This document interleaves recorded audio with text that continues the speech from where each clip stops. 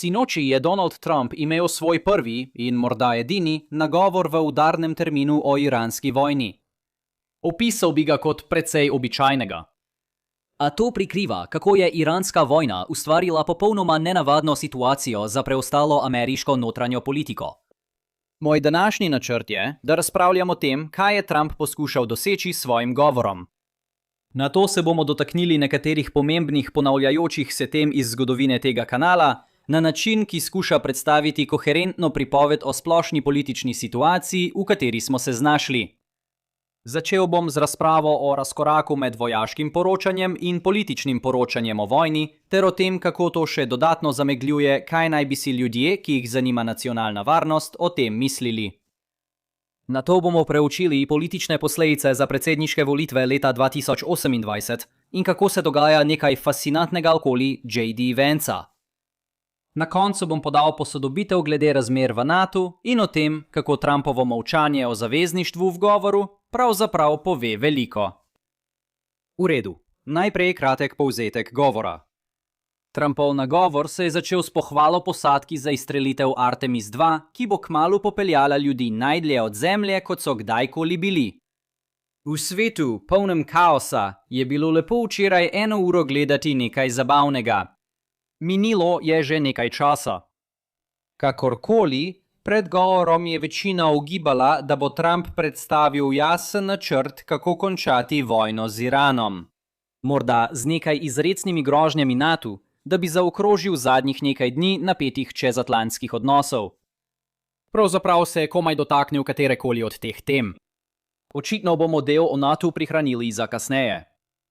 Kar zadeva konec vojne, nisem prepričan, kakšne koristne informacije je kdo pričakoval od tega.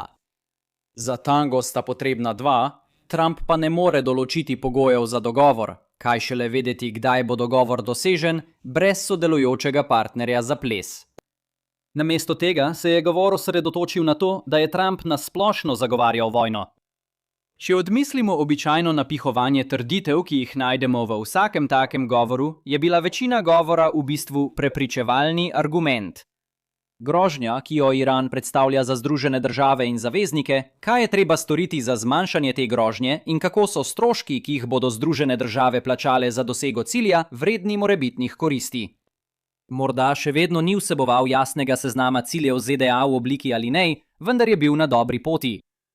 Pravzaprav je to vrstni govor tisti, ki bi ga predsedniki v preteklosti imeli tedne ali mesece pred začetkom vojne, podobno kot je to storil George W. Bush pred začetkom vojne v Iraku.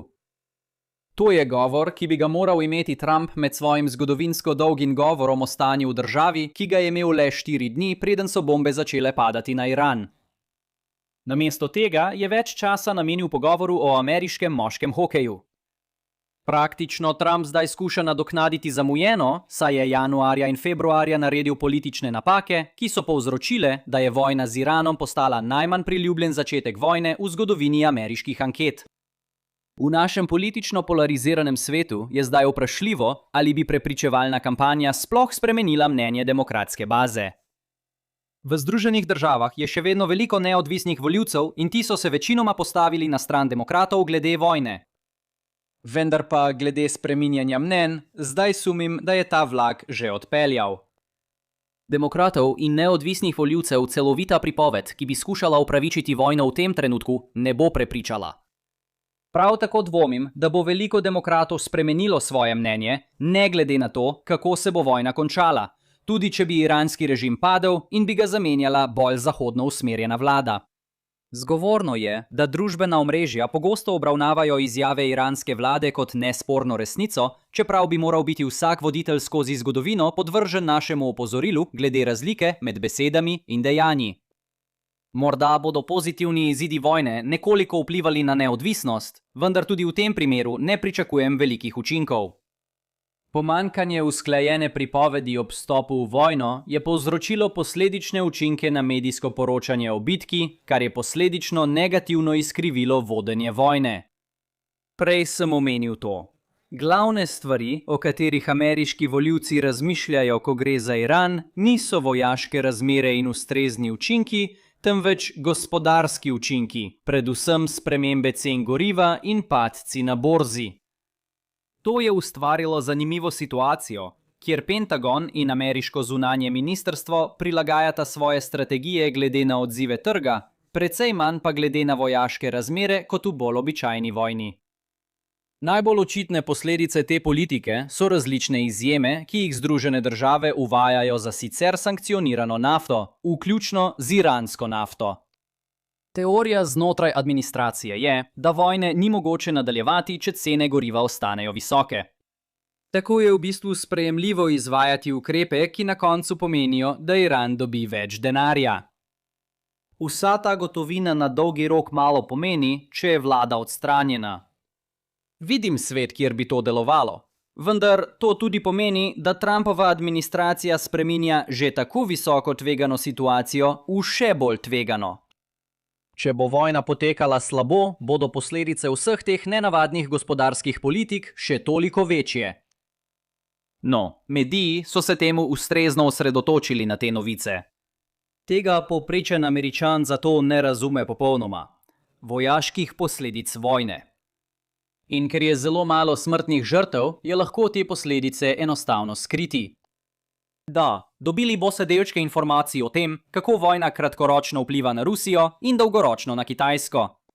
Torej, povprečen volivec ni neveden. Toda pomanjkanje večjih medijskih hiš, ki bi se osredotočale na vojaški vidik, povzroča težave celo ljudem, kot smo mi, ki nas bolj skrbi širša geopolitična slika. Ni vam treba, da vam povem, da je vsako orožje izstreljeno na Iran, orožje, ki pozneje ne more odvrniti Kitajske. Ampak ti in jaz morava imeti boljši občutek o tem, koliko orožja je bilo izstreljenega, da bi vedela, kako velik je problem, in da bi lahko tehtala tveganja v primerjavi z morebitnimi koristmi, ki bi lahko izhajale iz Irana. Naprimer, poglejmo Tomahawk, če upoštevamo, da je med vojno neskončno veliko posnetkov izstreljevanja teh raket. Lahko bi navedel približne številke o tem, kaj se z njimi dogaja. Združene države so v enem mesecu porabile približno 900 Tomahawkov. To je morda 20% ali več ameriških zalog. Dobra novica za Belo hišo je, da Združene države verjetno ne bodo potrebovale veliko več teh izstrelkov, saj se na nje ni treba zanašati, ko imaš zračno premoč. Lahko preklopite na JDAM-e, ki so cenejši, poleg tega pa ima Pentagon v bistvu neomejene zaloge teh bomb. Vendar pa so Združene države vsako leto nabavile le 90 novih Tomahawkov, čeprav Pentagon verjame, da bi lahko proizvodne linije brez večjih težav razširili na več kot 2000 letno. In to je v bistvu vse, kar vam lahko povem o tem, z velikim pridržkom, da ne bi zaupal nobeni od teh številk. Veliko tega je špekulacij, ki prihajajo od ljudi, kot sem jaz, ki so seznanjeni z splošno situacijo, nimajo pa dostopa do nejavnih informacij. Če bi res želeli zanesljive informacije, bi morali večji mediji svoje preiskovalno poročanje usmeriti v to smer. In to do določene mere tudi počnejo, kar je del razloga, da sem vam lahko navedel te številke. Vendar pa v ta del zgodbe ne vlagajo veliko, ker to ni tisti del, ki Američane zanima.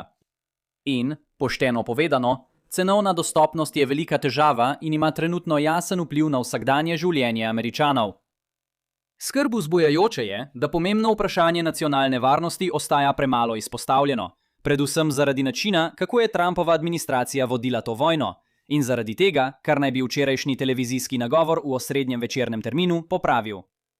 Medtem pa so bile politične posledice vojne v washingtonskih političnih krogih osupljive.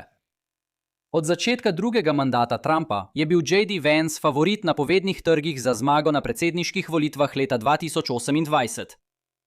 To ni toliko odražalo prepričanja trga, da so republikanci v dobrem položaju za leto 2028, temveč bolj to, da je učinkovito izločil druge morebitne republikanske kandidate.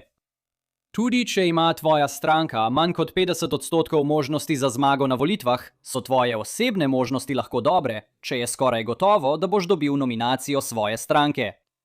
Zaradi tega so možnosti J.D. Vancea, da postane predsednik, dosegle vrh. Pri 30,5% 30. septembra 2025. Vendar je bil začetek leta 2026 za Vancea težak. Spet je šlo manj za odraz njega samega in bolj za republikansko stranko na splošno. Izkazalo se je, da bo let na ulicah povzročil padec tvojih številk. A začetek vojne z Iranom je povzročil, da so njegove številke začele strmo padati.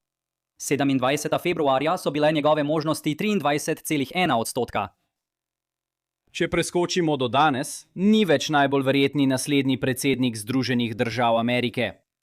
Zdaj je to Gavin Newsom, ki je pred Vancem z 19,2% proti 19,0%.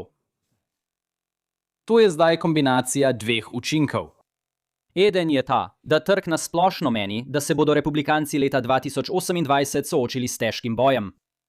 Drugi pa je vse večje pričakovanje, da bo Rubio izzval Vanca za republikansko nominacijo. Rubio je začel vojno pri 9,0% in se danes povzpel na 11,5%, kar je manj od vrhunca 16,8% 11. marca.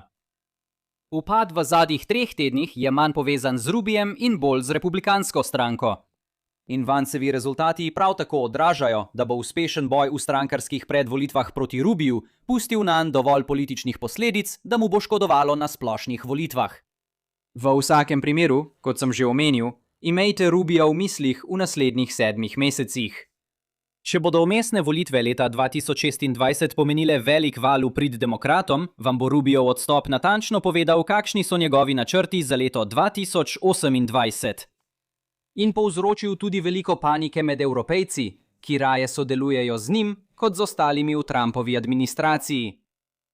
Ko smo že pri Evropi, zaključimo z razmerami v NATO. Spomnite se, prej v tednu sta Francija in Španija zaprli svoj zračni prostor za ameriška letala, ki so bila namenjena v Perzijski zaliv. To je administracijo pripeljalo do razprave o tem, kako bo takšno stališče prisililo Združene države, da ponovno premislijo svojo vlogo v NATO. To je nato vodilo do ugibanj, da bo Donald Trump v svojem osrednjem nagovoru izdal nekakšen ultimat proti NATO. Namesto tega je imel kratke pripombe o tem, da bi morali zavezniki, ki so odvisni od dobave nafte iz zaliva, biti pripravljeni prispevati k varnosti v zalivu. In to je bilo približno vse. Ni bilo razprave o tem, kako bodo Združene države prihodnji mesec zapustile Bruselj, razen če zavezniške države ne sprejmejo določenih ukrepov. Mislim, da je vredno pregledati logiko, ki stoji za tem, kam nekateri mislijo, da to vodi. Predsednik Trump je nezadovoljen zaradi pravic do stacioniranja in zračnega prostora v Evropi, predvsem v zvezi s Španijo in Francijo. Njegova rešitev problema, glede na javna ugibanja, je izstop iz NATO? V redu, če izstopite iz NATO, ugani, kaj se zgodi potem. Še več vaših evropskih baz se začne izginjati. Seveda ne vseh. Številni zavezniki NATO bi želeli podaljšati dvostranske zaveze, da bi ZDA ostale vpletene. Toda nekatere od teh baz bodo izginile. Grožnja z izstopom iz NATO torej ne reši predsednikove težave. Le še poslabša jo. To pa ne pomeni, da situacija ni podvržena dodatnim napetostim. Tukaj je še veliko drugih korakov, ki bi jih lahko Donald Trump sprejel. Lahko bi na primer sprejel bolj svobodno razlago 5. člena in zagotovil zgolj simbolično pomoč za obnovitev varnosti na območju Severnega Atlantika, če bi bil napaden zaveznik, ki prej ni sodeloval. Po drugi strani pa je to že dolgo vprašanje v zvezi s Španijo in njeno nepripravljenostjo, da bi za obrambo namenila 5% BDP, k čemur so se vsi ostali že zavezali. Bistvo je, da sporni odnosi znotraj NATO še zdaleč niso končani, vendar bi bila zamisel o odhodu ZDA kontraproduktivna za Belo hišo. In v svetu, kjer lahko izrečeš veliko groženj, ne da bi imel zaradi tega neposredne stroške, je treba to imeti v mislih naslednjič, ko Bela hiša omeni to možnost. Torej, kakšne so naše ključne ugotovitve za danes? Trumpov včerajšnji nagovor v udarnem terminu je bil govor, ki bi ga moral imeti že pred 2 mesecema. Gospodarski poudarek vojne izkrivlja tako celotno strategijo, kot tudi našo sposobnost razumevanja njenih pravih geopolitičnih stroškov. Trenutno ne bi želel biti J.D. Vance. In kljub trenutnemu razkolu bi izstop iz NATO povzročil le še več težav za Belo hišo. V redu, čas je, da grem na zelo dolg sprehod s svojim psom. Lahko predlagam, da storite enako. Na svojem drugem kanalu imam kup daljših videoposnetkov, ki so odlični za poslušanje medtem, ko to počnete. Če vam je bil današnji video všeč, ga prosim všečkajte, delite in se naročite na kanal. In se vidimo naslednjič. Skrbite zase.